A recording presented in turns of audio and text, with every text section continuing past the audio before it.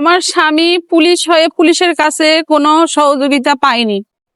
আমি নিজেও বারবার গেছি, ছোট আমার বাচ্চা আছে 6 মাসের, সেই বাচ্চাকে কোলে নিয়ে প্রচন্ড বৃষ্টি হচ্ছিল, আমি থানায় যাই, থানার ওসি বলে আমাকে ধমক দেয়, আপনাকে এখানে কে আসতে বলছে, এখান থেকে যান, এখানে কে আসতে বলছে, আপনি আমার থেকে বেশি বুঝেন। তো আমি বলছি যে মামলা করেন, মামলা ছাড়া তো আমার মেয়েকে পাবো না।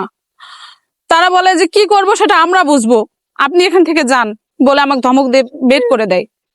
আমি তো চলে যাই, আবার যাই, আবার রাত 1টার দিকে যাই, গিয়ে আবার ওনাকে বলি, উনি আবার আমাকে এইভাবে বারবার আমাকে এইভাবে বের করে দেয়। আমি চলে আসি, আসার পরে আমার স্বামী সে বারবার তাদের কাছে যায়, তারা এরকম করে ঘুষ চায়।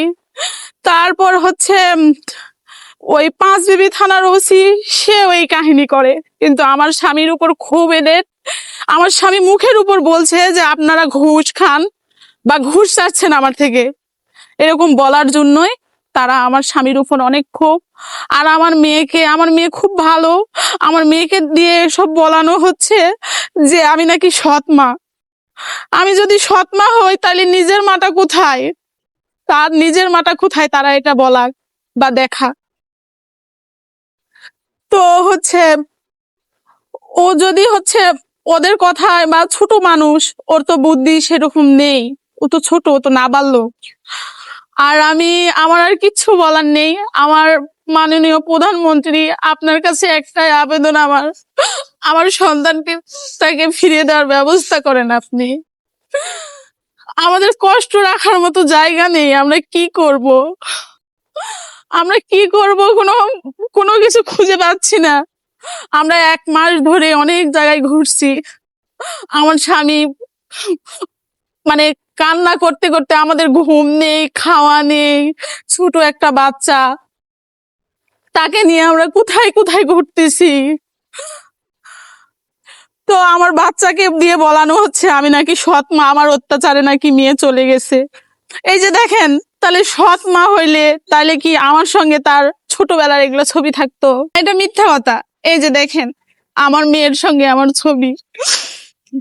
ও তো একটা ছোট মানুষ, তাই না, অনেক ছোট। ওকে যা বলাচ্ছে, যা করতেছে, ওরা যা বলাচ্ছে সেটাই বলতেছে, ঠিক আছে। পার্শ্ববর্তী গ্রামে ওদের বাড়ি, এই যে। আচ্ছা, ছবিগুলো আমরা নেব। তো হচ্ছে যাই হোক, ওই ছেলে হচ্ছে আমার দেবর, আমার দেবরকে আজে বাজে কথা বলতো, মানে ফালতু ফালতু কথা বলতো। আমার দেবর আবার ওকে বলতো যে একবারে চর মেরে কয় আপনার কি ক্ষতি করব দেখতে পাবেন, এরকম করে হুমকি দিত, আপনার কি ক্ষতি করব আপনি দেখতে পাবেন। তারপরেই তো ভাই, এই যে এগুলার থেকেই এসব করে ফেলছে এরা। এটা মিথ্যা কথা, ও এসব বলেনি, ওকে বলাচ্ছে, ওকে জোর করে এসব বলাচ্ছে।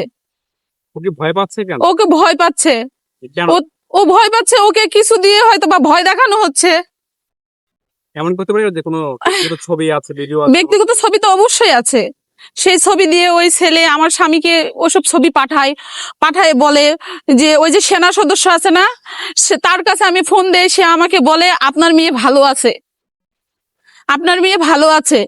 আপনারা আমাকে কুটে আবার বলে যে আপনি হচ্ছে বেশি বাড়াবাড়ি করেন না, আপনার মেয়েকে এইবার পাইলে আপনার মেয়ের হাড্ডিও খুঁজে পাবেন।